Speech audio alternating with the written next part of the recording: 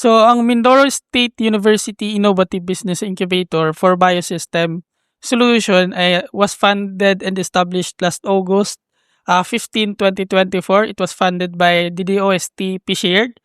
Sure. Kung saan ang aming cooperating agency ay ang DOST Mimaropa. So, ang ginagawa ni Minso iVibes ay nagsusupport kami ng mga startup businesses in terms of expert business mentoring. So, kahapon, gaya nung nag-event natin kahapon with Flip PH, so we're looking partners ng talagang nasa industry na magtuturo within din sa ating mga startup. Kasi, di ba, ang thinking, usually pag academic or nasa academe, ay theoretical. That is why si Minso iVibes provided services talaga or nakikipag-partner na sa mga nasa industry mismo, sa business sectors, na sila yung magkakandak ng business mentoring. So, part din ng services ni Minso iVibes ay tumutulong kami from product development.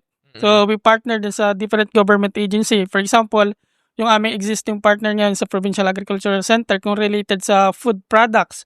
So, dinadala namin doon. So, nakuha rin kami ng consultant particular type of business. Kung food related, so nasa food businesses yung kukunin namin mga consultant.